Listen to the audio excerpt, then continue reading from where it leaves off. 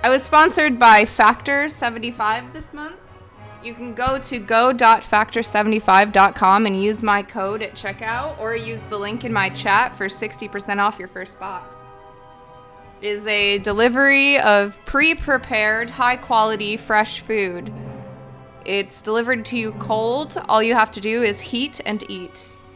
In your microwave in 2 minutes, or your oven in 10-ish.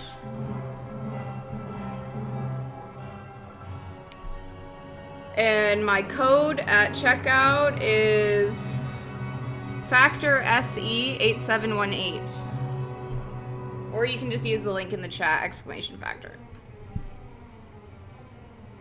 My code is active until January 2nd.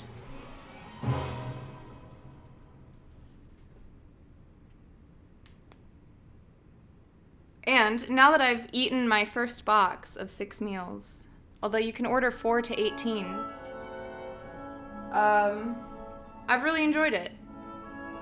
So check out that discount. I remember you said kids in school used to call you Factor SE8718. Yeah, that's true.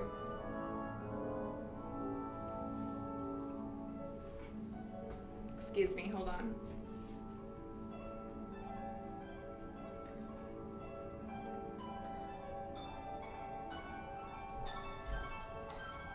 Okay, we are currently reading a book called Brave New World by Aldous Huxley. We are on chapter 5. I read every Monday at the same time.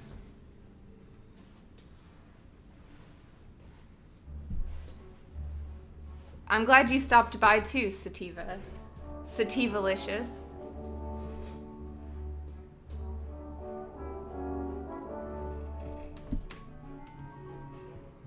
So, welcome to Monday Book Club. What has happened so far, you ask? Okay, I'll try. Brave New World is set in the future. The future year of AF 164. AF stands for After Ford. In the not too distant future, although it was much more impactful when it came out in 1934.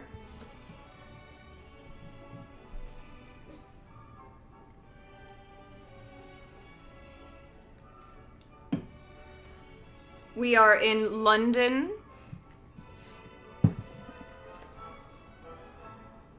The scene starts in London at the Department of Hatcheries and Conditioning. And the book appears to follow a couple of the workers at the Department of Hatchery and Conditioning.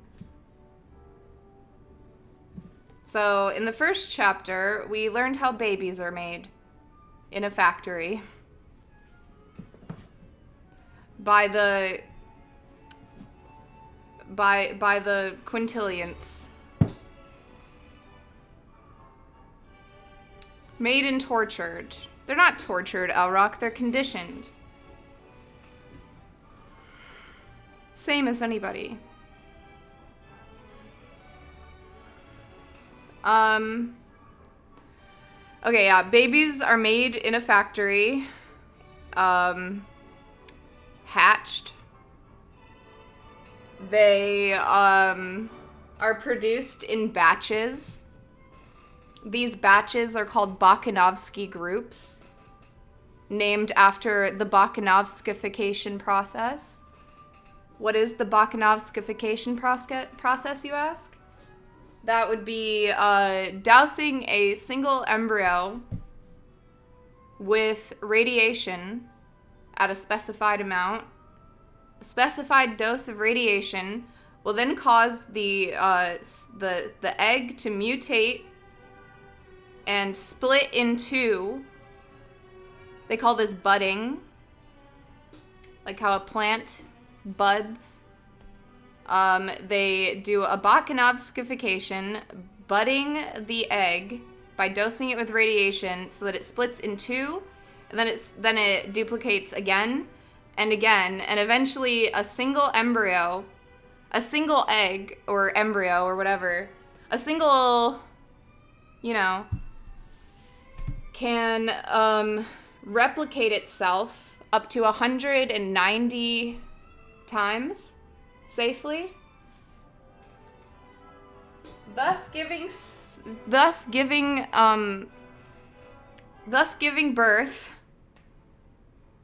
the term birth being used loosely, thus giving birth to a Bakhanovsky group of 190 identical twins. And these groups of identical twins run the world. Everybody has a job and everybody does something as soon as they're born. They're born into a caste or a birth. They're birthed into a designated role in society as a group of 190 about. And these groups are ranked from alpha all the way down to gamma or epsilon. Epsilons are,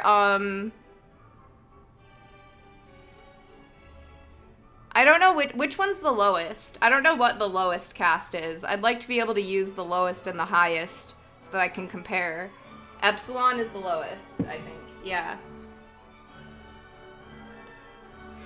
So if you're an epsilon, Bob Skanovsky group, if you're an epsilon, Bob, then your embryo is dosed with alcohol when you're still forming in the test tube. They dose you with a certain amount of alcohol every now and then, just to make sure you aren't quite all there. And then we have the alphas, who are the highest order of human being that you could possibly be. They're the smartest, the most attractive. They certainly were not given alcohol in the womb. I mean, test tube.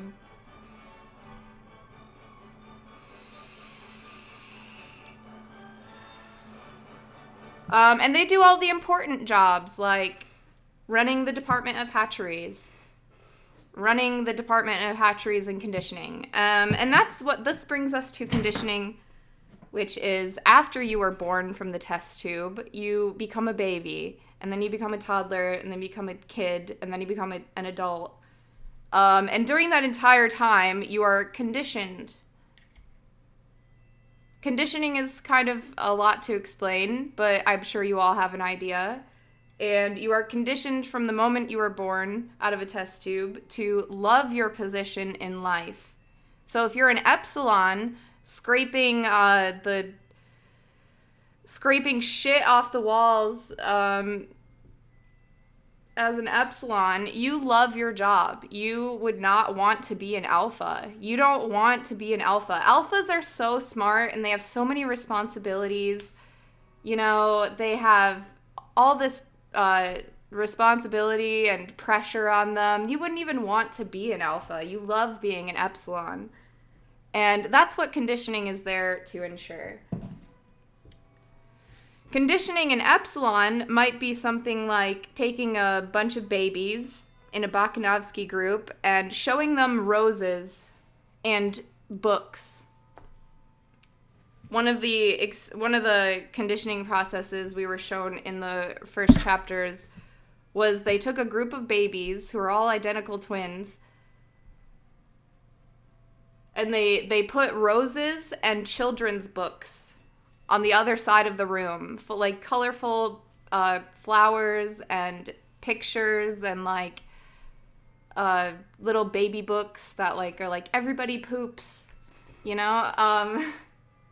And when the babies crawled across the room to go pick up the books and the flowers, they were given an electric shock. So for the rest of their life, an epsilon will not be able to look at a book or a pretty flower without puking.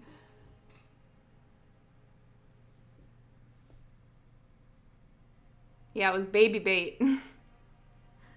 So every time an Epsilon looks at a book, they get a weird sensation of pain and horror, and they don't know why. And that's called conditioning.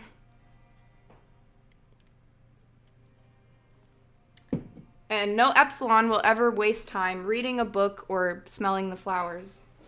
It's for the collective good. I mean, who else is gonna scrape shit off the walls?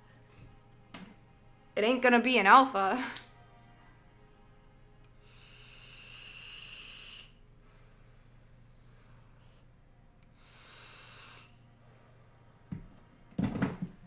And this brings us to chapter 5, where we have been introduced to a couple workers in the building of the Department of Hatcheries and Conditioning. One of the workers is a girl. Her name is Lenina. She's a hot babe. She's an alpha. I know, you see the similarities. Lenina.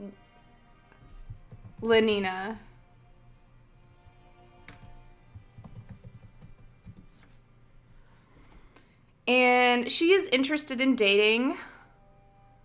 Actually, they don't have dating in this future. She's interested in fucking a lot of the guys. Like Bernard Marks. And I can't remember the other guy's name. What's the other guy? Wilson or... Henry Foster. She's interested in fucking all the guys. A couple of them are Henry Foster and Bernard Marks. Bernard is an alpha plus. He's the top of the top. He's like the smartest guy in the room. And he hates everybody. And everybody hates him.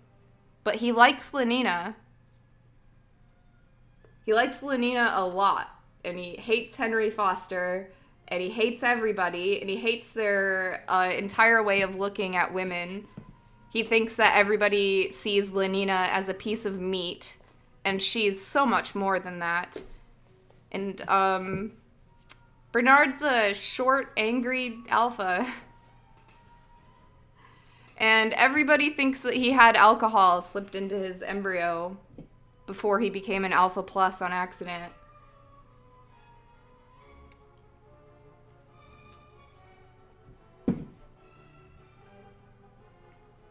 But Lenina thinks he's cute. Lenina actually really likes him. Lenina's like, he's so different. OMG, Fanny, stop. He's so different. I think that's cute. He's interesting.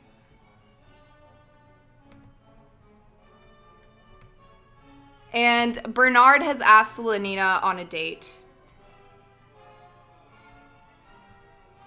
Oh, wait, no. Wait, yeah. Okay, so wait. Lenina's mostly seeing Henry Foster, but she is going to go on a date with Bernard. But that's in the future. Right now, she's going on a date with Henry Foster.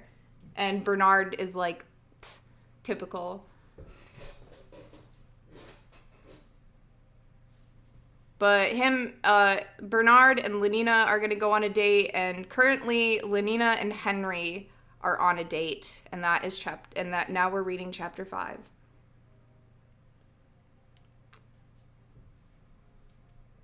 Where do they hang out? Right now they're in a helicopter, which is like a flying in this futuristic world, their cars are helicopters. They can fly in their cars. So mostly they fly around and see the sights. And Bernard and Lenina have been talking about going to see a savage reservation. But they haven't really said much about that. Yeah, they vacation. But Bernard wants to take Lenina to a savage reservation, and that's very exciting to her.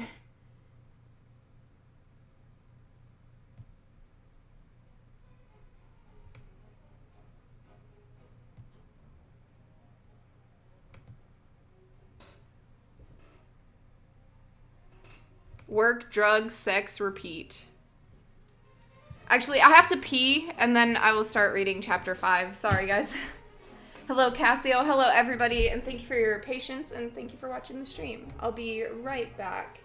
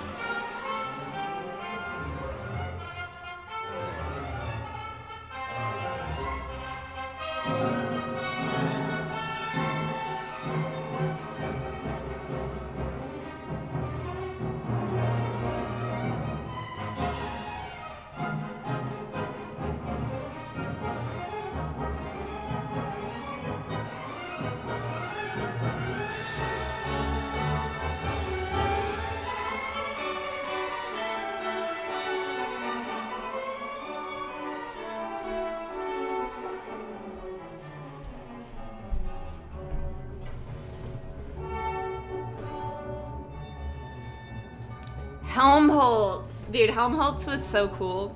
Every inch an Alpha Plus. Actually, that was such a great ending to chapter 4. If you guys want to see the previous chapters that I've read, they're all in my VOD highlights. So you can go back and watch them, and I will be uploading them to a YouTube playlist soon. Thank you, Uga. You guys can also read along. There is a PDF in the chat. Just click on the chapter on the 3rd page of the PDF, and that will take you to the chapter that we're at. Thank you, chat. I actually have the book. Cool. Yes. Awesome. Oh, wait. That was 2 different people. Okay, I actually have the book. Awesome. There are no pictures.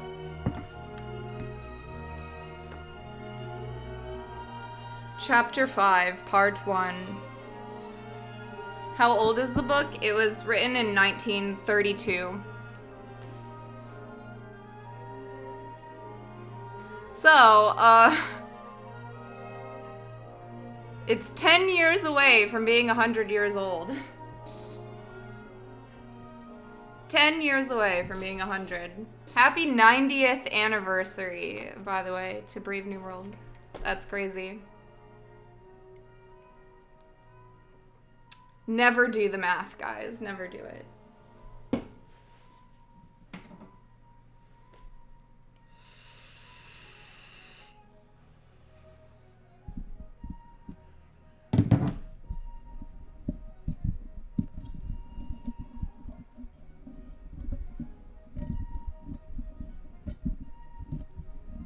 And still relevant. Oh yeah, if you don't know what Brave New World is, have you heard of 1984? I'm sure you have. I consider this to be a very important counterpart to 1984.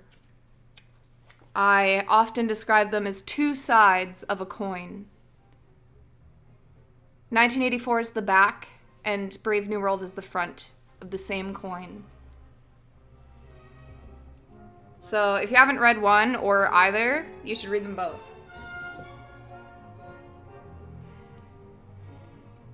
What type of coin? I don't know, like silver.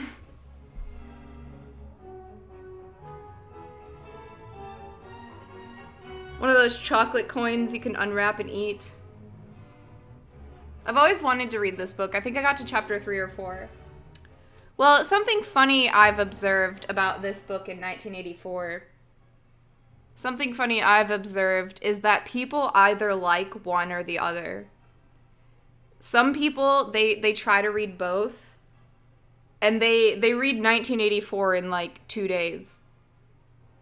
And then when they try to read Brave New World, they're super bored and like they don't like it. And then I've also noticed the opposite, where somebody reads this in 2 days, but then they just can't get through 1984. I don't know why that is, but I'm speaking to you people. You should read them both. And you're one of the people who read 1984 in a few days and then just couldn't get through this one. You got to like chapter 4 and just stopped reading. I was the opposite. I read this in 3 days.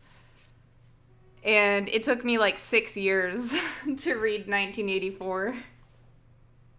I didn't read 1984 like for like 10 more years.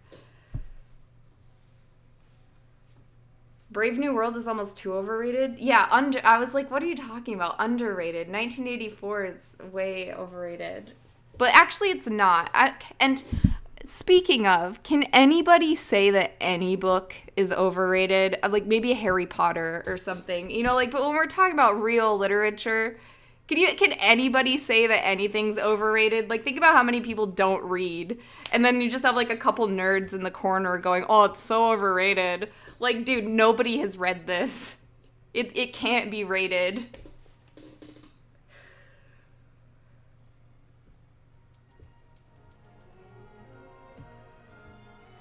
So I think everybody should read 1984, and I think everybody should read this, and I think everybody should read, but yeah, it's overrated among the 20 people who have read it.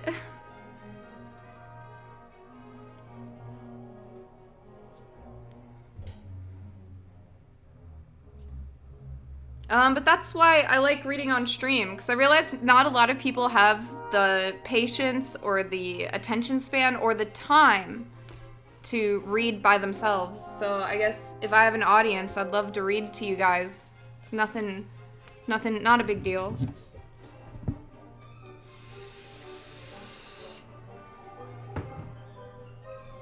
Also, let's not mention the fact that like over half of the United States has like a 6th grade reading level.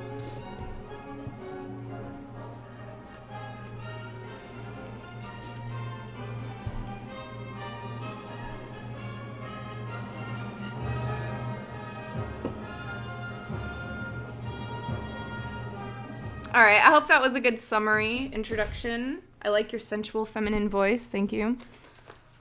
Chapter 5. By 8 o'clock, the light was failing. I will not be reading chat while I'm reading the book. Goodbye. By 8 o'clock, the light was failing. The loudspeakers in the tower of the Stoke Pogues clubhouse began. Hi, John Lee. Great to see you.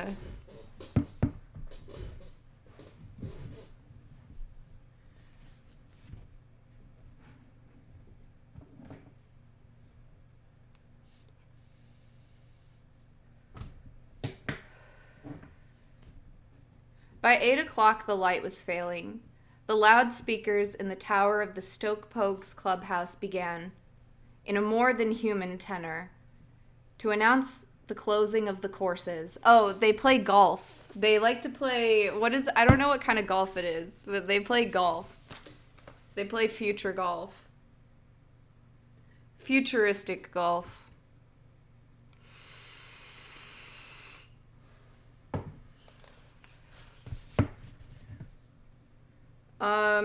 The loudspeaker of the Stoke Pogues clubhouse began in a more than human tenor to announce the closing of the courses.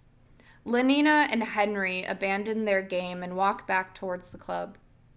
From the grounds of the Internal and External Secretion Trust came the lowing of those thousands of cattle, which provided, with their hormones and milk, the raw materials for the great factory at Farnham Royal. An incessant buzz of helicopters filled the twilight. Every 2.5 minutes, a bell and the screech of whistles announced the departure of one of the light monorail trains, which carried the lower caste golfers back to their separate course. Back from their separate course to the metropolis.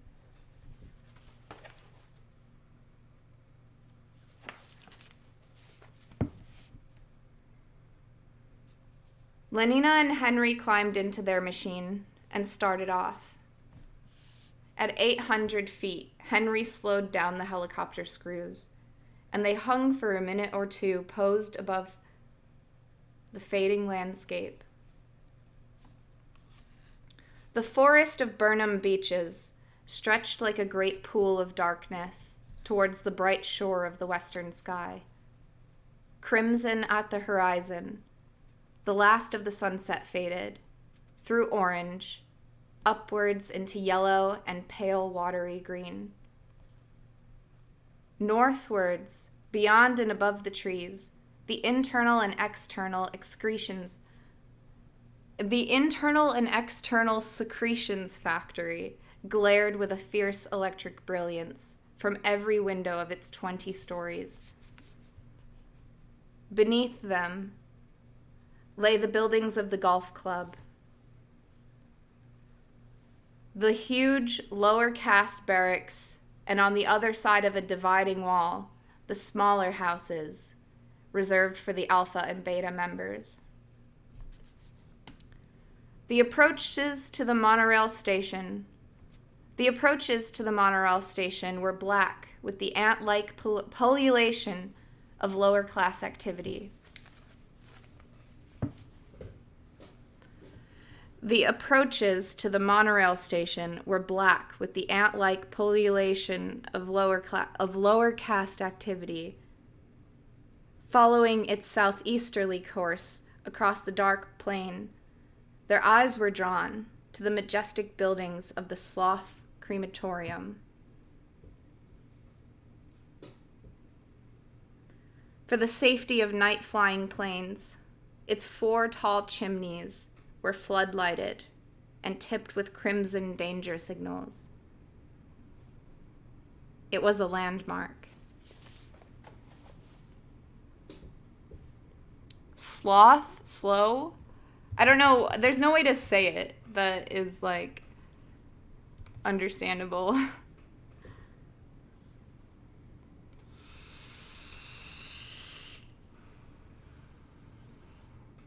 Oh, Slough. It's a city in England. Slough. Okay, Slough. It's a city in England. Good for me.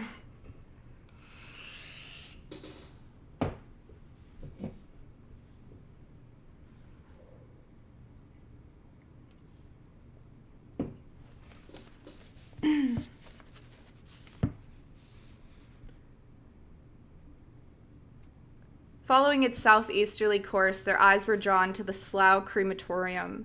For the safety of night-flying planes, its 4 tall chimneys were floodlighted and tipped with crimson danger signals. It was a landmark. Why do those smokestacks have those things like balconies around them? Inquired Lenina. Why do the smokestacks have those things like balconies around them? Inquired Lenina. Phosphorus recovery, explained Henry, telegraphically. On their way up the chimney, the gases go through 4 separate treatments. P2O5 used to go right out of circulation every time they cremated someone. Now they recover over 90% of it. Phosphorus, I assume? Phosphorus used to go right out. P2O5 used to go out of circulation every time they cremated someone. Now they recover over 90% of it. More than 1.5 kilos per adult corpse. Which makes the best part of 400 tons of phosphorus every year from England alone. Henry spoke with a happy pride, rejoicing wholeheartedly in the achievement, as though it had been his own. It's fine to think we can go on being socially useful even after we're dead. Making plants grow. Lenina, meanwhile, had turned her eyes away and was looking perpendicularly downwards at the monorail station. Fine, she agreed. But queer that the alphas and betas won't make any more plants grow than those nasty little gammas and deltas and epsilons down there. All men are physico-chemically equal, said Henry sententiously. Besides, even epsilons perform indispensable duties. Even as an epsilon, Lenina suddenly remembered an occasion when, as a little girl at school, she had woken up in the middle of the night and become aware for the first time of the whispering that had haunted her in her sleeps. She saw again the beam of moonlight, the row of small white beds, heard once more the soft, soft voice that said, the words were still there, unforgotten, unforgettable after so many night-long repetitions. Everyone works for everyone else. We can't do without anyone. Lenina remembered her first shock of fear and surprise. Her speculations through half a wakeful hour, and then, under the influence of those endless repetitions, the gradual soothing of her mind. The soothing, the smoothing, the stealthily creeping sleep. I suppose epsilons don't really mind being epsilons, she said aloud. Of course they don't. How can they? They don't know what it's like being anything else. We'd mind, of course, but then we've been differently conditioned. Besides, we start with a different heredity. I'm glad I'm not an epsilon, said Lenina with conviction. And if you were an epsilon, said Henry, your conditioning would have made you no less thankful than if you were a beta or an alpha. He put his forward propeller into gear and headed the machine towards London. Behind them, in the west, the crimson and orange were almost faded. The dark bank of cloud had crept into the zenith. As they flew over the crematorium, the plane shot upwards on the column of hot air rising from the chimneys, only to fall as suddenly when it passed into the descending chill beyond. What a marvelous switchback! Lenina laughed delightedly. But Henry's tone was almost for a moment melancholy. Do you know what that switchback was? He said. That was some human being finally and definitely disappearing. Going up in a squirt of hot gas.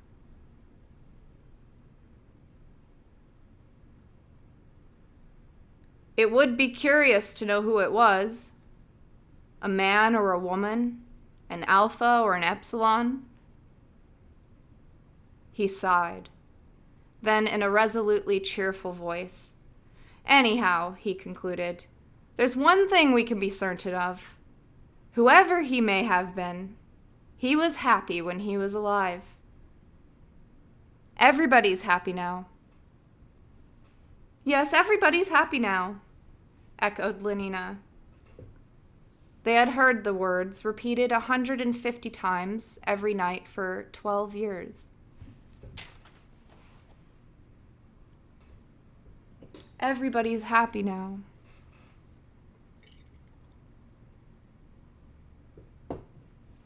Everybody's happy now. Robert Styon, thank you for subscribing. Everybody's happy now.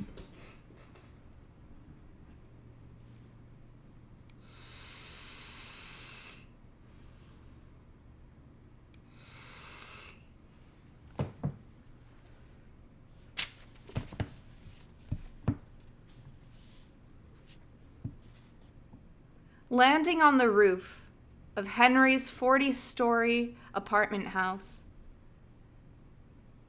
in Westminster, they went straight down to the dining hall. There, in a loud and cheerful company, they ate an excellent meal. Soma was served with the coffee. Lenina took 2 half-gram tablets, and Henry 3. At 9:20, they walked across the street to the newly opened Westminster Abbey Cabaret.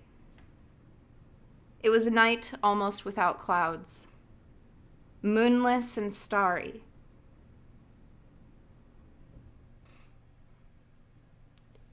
But of this, on the whole depressing fact, Lenina and Henry were Excuse me, I had to burp. At 9:20, they took their Soma. They walked across the street to the newly opened Westminster Abbey Cabaret. It was a night almost without clouds, moonless and starry. But of this, on the whole depressing fact, Lenina and Henry were fortunately unaware. The electric sky signs effectively shut off the outer darkness. Calvin Stopes and his 16 saxophonists. From the facade of the new abbey, the giant letters invitingly glared. London's finest scent and color organs. All the latest synthetic music. They entered. The air seemed hot and somehow breathless, with the scent of ambergris and sandalwood. On the domed ceiling of the hall, the color organ had momentarily painted a tropical sunset. The 16 saxophonists were playing an old favorite. There ain't no bottle in the world like that dear little bottle of mine. 400 couples were 5-stepping around the polished floor. Lenina and Henry were soon the 400 couples were 5-stepping around the polished floor. Lenina and Henry were soon the 401st. The saxophones wailed like melodious cats under the moon, moaned in the alto and tenor registers as though the little death were upon them. Rich with a wealth of harmonics, their tremulous chorus mounted towards a climax, louder and louder, until at last, with a wave of his hand, the conductor let loose the final shattering note of ether music, and blew the 16 merely human blowers clean out of existence. Thunder in A-flat major. And then, in all but silence, in all but darkness, there followed a gradual detergescence, a diminuendo, sliding gradually through quarter tones, down, down, to a faintly whispered dominant chord that lingered on, while the 5/4 rhythms still pulsed below, charging the darkened seconds with an intense expectancy. And at last that expectancy was filled. There was a sudden explosive sunrise, and simultaneously the 16 burst into song. Bottle of mine, it's you I've always wanted. Bottle of mine, why was I ever decanted? Skies are blue inside of you. The weather's always fine. For there ain't no bottle in all the world like that dear little bottle of mine.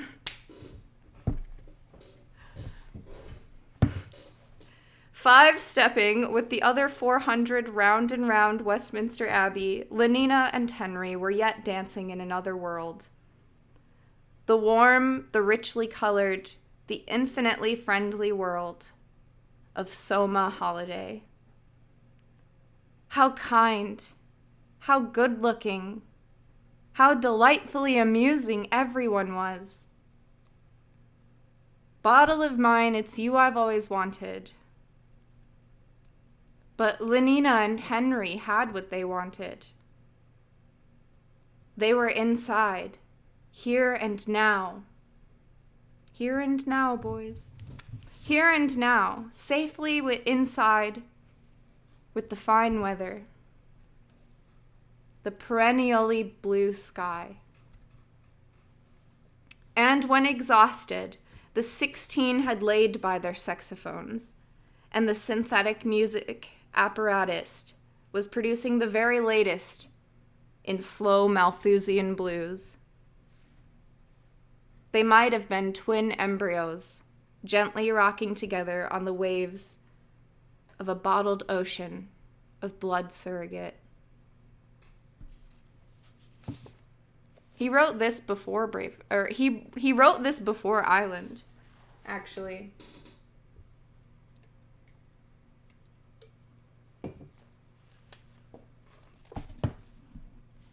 Propaganda. I love it.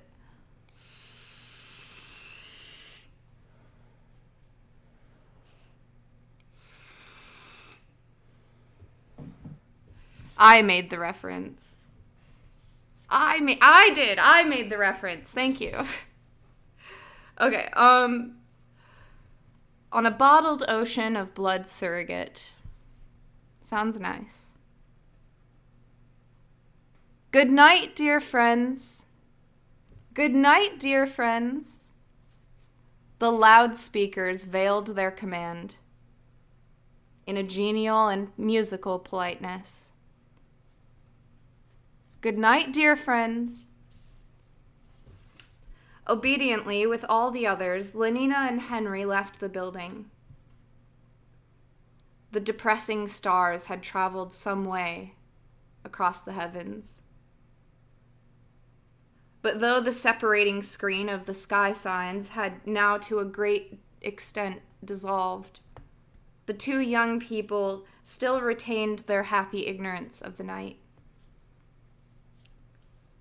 Swallowing half an hour before closing time, that second dose of soma had raised quite an impenetrable wall between the actual universe and their minds. Bottled, they crossed the street. Bottled, they took the lift up to Henry's room on the 28th floor. And yet, bottled as she was, and in spite of that second gram of soma, Lenina did not forget to take all the contraceptive measures prescribed by the regulations. Years of intense hypnopedia and from 12 to 17 Malthusian drill 3 times a week had made the taking of these precautions almost as automatic and inevitable as blinking. Oh, and that reminds me, she said as she came back from the bathroom. Fanny Crown wants to know where you found that lovely green Morocco surrogate cartridge belt you gave me.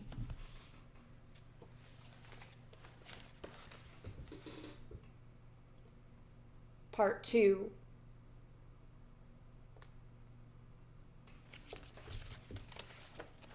Fanny had I don't know, they have birth control belts. Or they keep their birth control because it's so essential that every woman takes birth control. Which, honestly, this sounds fantastic. Birth control is so important to this society.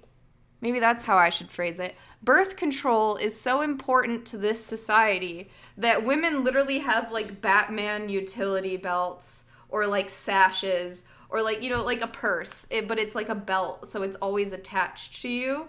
They have like a belt of like birth control, and so they never forget to take their birth control because it's always in like some little pocket or something that they have on themselves. I'm surprised everyone's not sterilized. I know. I think there's a reason for that, but yeah.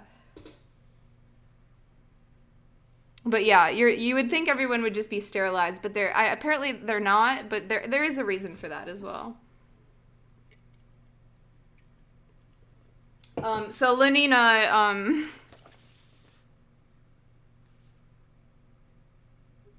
has a cartridge belt that is a very pretty shade of green, and her friend Fanny would like to know where he bought it. Also, I have to pee again. I'm so sorry. I've been drinking too much beer. I'll be right back, and we'll do part 2. And this is a pretty short chapter. As you can see, we're already on part 2. So yeah, there's like 4 pages left. BRB. Fashionable birth control.